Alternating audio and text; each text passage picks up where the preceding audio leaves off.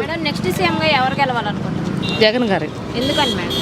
ఎందుకంటే ఇప్పుడు గతంలో ఏ ప్రభుత్వంలో ఏ ముఖ్యమంత్రి చేయనటువంటి సంక్షేమం కానీ ఈరోజు సామాజిక బస్సు యాత్ర జరుగుతుంది.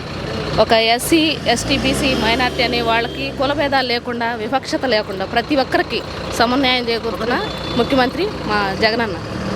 మేడం ఇప్పుడు జగన్ గారు ఒక సైకో రౌడీ అని చెప్పి పవన్ కళ్యాణ్ గారు అంటున్నారు. పవన్ కళ్యాణ్ గారు అంటే అలా చెప్తారు.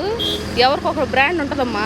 సింహం సింగిల్గానే వస్తుంది, పందులే గుంపుగా వస్తాయి. అలాంటి వాళ్ళు ఎన్నో అంటారు, అనుకుంటా వెళ్ళిపోతారు. కానీ ఏకైక ముఖ్యమంత్రి మా జగన్ గారే సింహంలాగే ఉంటారు.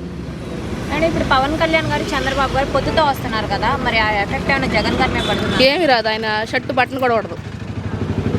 అలా మేమున్న ఇక్కడ ఉన్న కార్యకర్తలు కానీ నాయకులు కానీ వైఎస్ఆర్ పార్టీలో ఉన్న ప్రజాప్రతినిధులు కానీ అందరూ కలిసి కనీసం ప్రతి గ్రామంలో ఉన్న ప్రతి ఒక్క నాయకుడు కానీ అందరూ ఈరోజు మన గౌరవ ముఖ్యమంత్రి వైఎస్ జగన్మోహన్ రెడ్డి గారిని గెలిపించుకోవడానికే అందరూ కంకణం కట్టుకొని చేసే బాధ్యత వాళ్ళందరి పైన ఉంది.